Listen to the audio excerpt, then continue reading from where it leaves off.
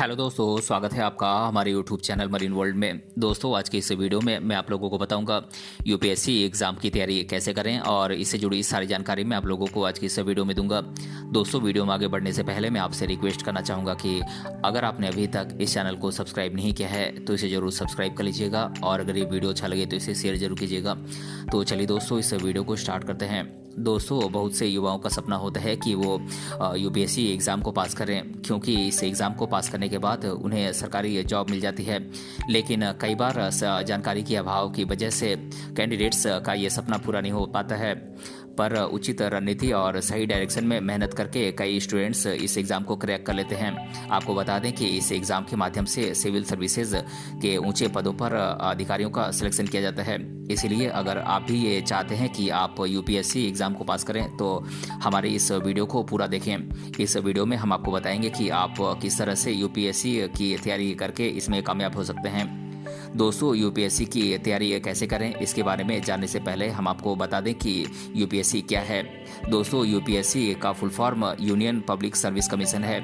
इसको हिंदी में संघ लोक सेवा आयोग के नाम से जाना जाता है।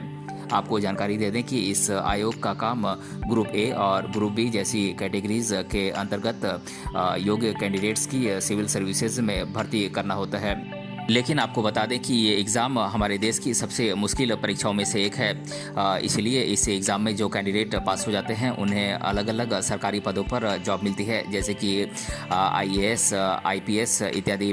दोस्तों, इस प्रकार से कैंडिडेट को अपने देश की सेवा करने का मौका मिलता है। दोस्तों, यहाँ पर आपको बता दें कि यूपीएससी के अंतर्गत 3 तरीके की सिविल सर्विसेज आती हैं जिसके लिए कैंडिडेट्स की भर्ती होती है। पहला है ऑल इंडिया सिविल सर्विसेज, दूसरा है ग्रुप ए सिविल सर्विसेज और तीसरा है ग्रुप बी सिविल सर्विसेज। दोस्तों, बात करें ऑल इंडिया सिविल सर्विसेज की तो इसके अंतर्गत जो पोस्ट आते हैं वो हैं इंडियन एडमिनिस्ट्रेटिव सर्विस यानी आईएएस, इंडियन पुलिस सर्विस यानी कि आईपीएस और इंडियन फॉरेस्ट सर्विस यानी कि आईएफएससी। दोस्तों, बात करें ग्रुप ए सिविल सर्विसेज के अंतर्गत कौन कौन से पद आते हैं तो ये पोस्ट हैं इंडियन फॉरेन सर्विस यानी IFS, Indian audit and account service IAS, Indian civil accounts service ICAS, Indian railway account service IRAS, Indian corporate law service ICLS, Indian information service IAF, Indian railway accounts service IRAS, Indian defence account service IDAS, Indian revenue service IRS, railway production force RPF, Indian communication finance services ICFS. दोस्तों, बात करें group B के अंतर्गत civil services के जो पद आते हैं वो हैं Delhi, Andaman and Nicobar, Lakshadweep, Daman and Diu and Dadra and Nagar Haveli civil services, जिसे कि शॉर्ट फॉर्म में DANICS कहते हैं, और Delhi, Andaman and Nicobar police services, जिसे कि शॉर्ट फॉर्म में DANIPS कहते हैं।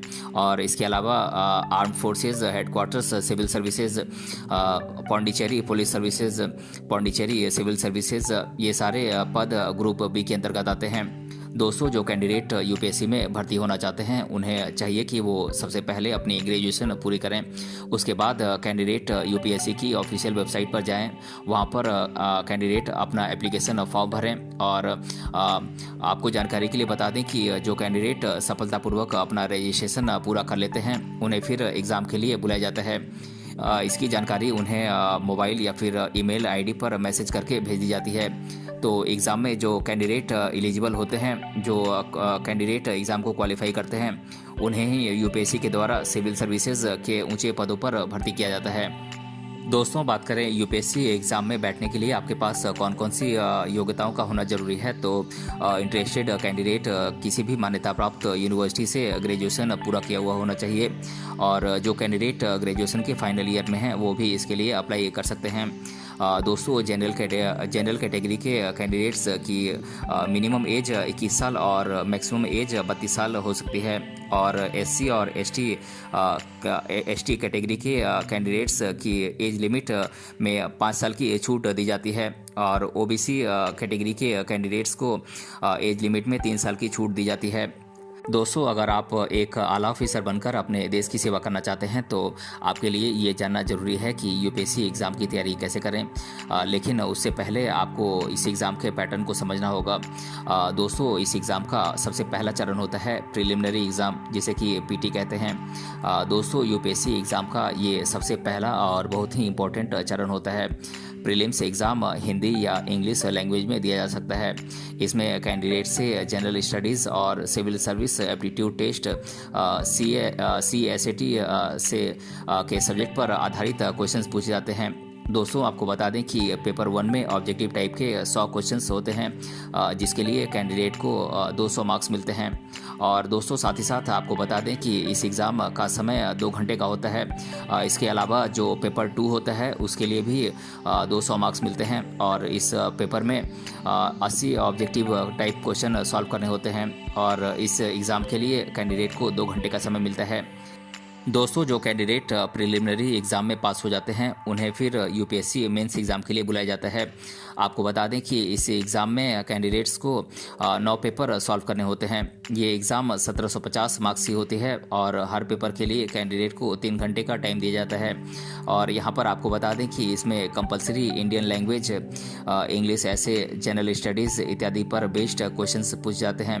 आपको बता दें कि इस एग्ज़ाम के सभी पेपर डिस्क्रिप्टिव टाइप के होते हैं। जितने भी कैंडिडेट इस एग्ज़ाम में सफल हो जाते हैं उन्हें फिर इंटरव्यू के लिए बुलाया जाता है। दोस्तों, इस एग्ज़ाम का सबसे आखिरी चरण इंटरव्यू होता है। इसमें उन सभी कैंडिडेट्स को भाग लेना होता है जो प्रीलिम्स और मेंस एग्ज़ाम में पास हो जाते हैं। दोस्तों, इंटरव्यू में आपसे आपकी चुनी हुई लैंग्वेज में प्रश्न पूछे जाते हैं। यहाँ पर आपको बता दें कि इसमें कैंडिडेट की योग्यताओं को आंका जाता है। दोस्तों, इंटरव्यू की ये प्रोसेस 750 मार्क्स की होती है। इस तरह से जो कैंडिडेट इसमें भी पास हो जाते हैं उन्हें फिर यूपीएससी के तहत सरकारी जॉब मिल जाती है। दोस्तों, अब हम आपको बताते हैं कि यूपीएससी एग्ज़ाम की तैयारी कैसे करें। तो इसके लिए आप सेल्फ स्टडी कर सकते हैं और इसके साथ साथ आप किसी अच्छे से कोचिंग सेंटर को भी ज्वाइन कर सकते हैं। दोस्तों, बात करें देश भर में कुछ टॉप कोचिंग सेंटर्स की जहाँ से आप यूपीएससी एग्ज़ाम की तैयारी कर सकते हैं, तो ये कोचिंग सेंटर्स हैं Rau's IAS study circle Delhi, impulse institute Kolkata, success forum Mumbai, Shankar IAS academy Chennai, national IAS academy Bengaluru, Chanakya IAS academy Jaipur, analog IAS institute Hyderabad, Satya IAS academy Chennai, Khan study circle Delhi और क्रॉनिकल IAS एकेडमी नोएडा। दोस्तों, ये कुछ टॉप कोचिंग सेंटर्स हैं जहां से आप यूपीएससी एग्ज़ाम की तैयारी कर सकते हैं। दोस्तों, यूपीएससी एग्ज़ाम के लिए ज़रूरी है कि आपके पास अच्छी किताबें और स्टडी मटेरियल होनी चाहिए। यहाँ पर आपको बता दें कि कई बार कैंडिडेट्स गलत किताबों को खरीद लेते हैं जिसकी वजह से वो एग्ज़ाम में सफल नहीं हो पाते हैं। इसीलिए अब मैं आप लोगों को कुछ बुक्स के नाम बता देता हूँ जो कि आपकी यूपीएससी एग्ज़ाम की तैयारी में बहुत ही हेल्पफुल होंगे। दोस्तों, सबसे पहले हम आपको उन किताबों के बारे में बता देते हैं जो आपको प्रीलिम्स एग्ज़ाम में हेल्प करेंगी। दोस्तों, बात करें हिस्ट्री के बुक्स की तो ये बुक्स हैं Indian struggle for independence bye Bipin Chandra, Indian art and culture by Nitin Singhania, NCERT class 11th ancient and medieval history, NCERT class 12th modern Indian history. दोस्तों, बात करें ज्योग्राफी के बुक्स की तो ये बुक्स हैं certificate physical geography bye GC Leong, NCERT class 6 to 9 old syllabus of NCERT, NCERT class 11 to 12 new syllabus और world Atlas. और दोस्तों, बात करें इंडियन पॉलिटी के लिए बुक्स की तो ये बुक्स हैं Indian polity by M Laxmikanth, NCERT class 9 to 12। और दोस्तों, बात करें इकोनॉमिक्स के लिए बुक्स की तो ये बुक्स हैं Indian economy by Nitin Singhania, economics development and policies in India by Jatin and Ohri और NCERT क्लास 11th बुक। दोस्तों, बात करें इंटरनेशनल रिलेशंस के लिए बुक्स की तो ये बुक्स हैं NCERT class 12th contemporary world politics और करंट अफेयर्स। दोस्तों, बात करें CSAT के लिए बुक्स की तो ये बुक्स हैं Tata McGraw Hill CSAT manual verbal and non verbal reasoning by RS Agarwal. दोस्तों जब आप प्रीलिम्स एग्ज़ाम को पास कर लेंगे तो उसके बाद आपको मेंस एग्ज़ाम पास करनी होगी। इसके लिए अब मैं आप लोगों को कुछ बुक्स के नाम बता देता हूं जो कि आपकी मेंस एग्ज़ाम की तैयारी में बहुत ही हेल्पफुल होंगी। दोस्तों बात करें history, Indian culture, Indian heritage and culture के लिए बुक्स की, तो ये बुक्स हैं Indian art and culture by Nitin Singhania, India's struggle for independence bye Bipin Chandra, India after independence bye Bipin Chandra, history of medieval India by Satish Chandra, ancient India by RS. Sharma. दोस्तों बात करें geography के बुक्स की, तो ये बुक्स हैं geography of India by Majid Hussain, world geography by Majid Hussain, world atlas certificate physical and human geography by G C. Leong, और fundamentals of physical geography NCERT class 11th।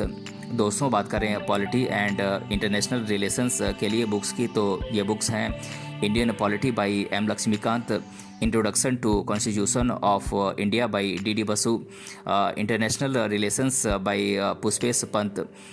दोस्तों बात करें इकोनॉमी के लिए बुक्स की, तो ये बुक्स हैं Indian economy by Nitin Singhania, environment and disaster management by Tata McGraw Hill, challenges to internal security of India by Ashok Kumar.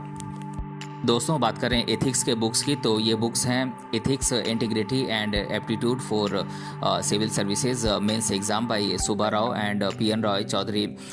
दोस्तों अब हम आपको बता दें कि जो कैंडिडेट यूपीएससी एग्ज़ाम को क्लियर कर लेते हैं उन्हें हर महीने उनके पोस्ट के अनुसार सैलरी मिलती है। यहाँ पर आपको बता दें कि कैंडिडेट को हर महीने 7th पे कमीशन के अनुसार 2.5 लाख रुपये सैलरी मिलती है। साथ ही साथ आपको बता दें कि उन्हें सरकार बहुत से भत्ते और अन्य सुविधाएं भी देती है। दोस्तों यहाँ पर हम आपको बताएंगे कि यूपीएससी की तैयारी कैसे करें। आपकी सहायता के लिए हम कुछ महत्वपूर्ण टिप्स आपको देंगे जो एग्ज़ाम में सफलता हासिल करने में आपके लिए उपयोगी होंगे। दोस्तों आप इन सभी बातों को फॉलो करके आप एग्ज़ाम में सक्सेस पा सकते हैं। सबसे पहले ज़रूरी है कि आप अपने सारे सिलेबस को ठीक तरीके से समझें। दोस्तों क्लास 6 से लेकर 12 तक की बुक्स को आप अधिक से अधिक पढ़ें और विशेष तौर पर आप सोशल साइंस पर ज़्यादा फोकस करें। दोस्तों कंपटीशन एग्ज़ाम की तैयारी के लिए ज़रूरी है कि आप एक टाइम टेबल बनाकर पढ़ाई करें। इस तरह से आपके सफल होने के चांसेस बढ़ जाते हैं। दोस्तों जितने भी टॉपिक्स हैं उनकी आप लिस्ट तैयार कर लें और देखें कि कौन सा टॉपिक आपके लिए कठिन है। जो भी सब्जेक्ट आपको कठिन लगता है उसकी पढ़ाई के लिए आप अधिक समय निकालें और हर टॉपिक को कवर करने की कोशिश करें। आप चाहें तो अपने दोस्तों के साथ ग्रुप स्टडी भी कर सकते हैं। यदि घर पर रहकर आप अपनी पढ़ाई पर फोकस नहीं कर पा रहे हैं तो इसके लिए आप किसी अच्छे से कोचिंग सेंटर को भी ज्वाइन कर सकते हैं। दोस्तों हर रोज़ न्यूज़पेपर पढ़ने की आदत डालें क्योंकि इससे आपको काफ़ी जानकारी मिल सकती है जो आपकी जनरल नॉलेज को बढ़ाने के लिए उपयोगी होती है। दोस्तों जब सारे टॉपिक्स कवर हो जाएं तो एक बार सारा सिलेबस आप रिवाइज कर लें और प्रीवियस ईयर के क्वेश्चन पेपर को आप सॉल्व करें और ज़्यादा से ज़्यादा मॉक टेस्ट सॉल्व करने की कोशिश करें। तो दोस्तों आज के इस वीडियो में हमने जाना यूपीएससी एग्ज़ाम की तैयारी कैसे करें और इसके बारे में मैंने आप लोगों को इस वीडियो में डिटेल से बताया है। अगर ये वीडियो आपको पसंद आया है तो अपने फ्रेंड्स तक इसे ज़रूर शेयर करें और हमें कमेंट बॉक्स में कमेंट करके बताएं कि ये वीडियो आपको कैसा लगा। मिलते हैं अगले वीडियो में किसी अन्य टॉपिक के साथ, तब तक के लिए धन्यवाद।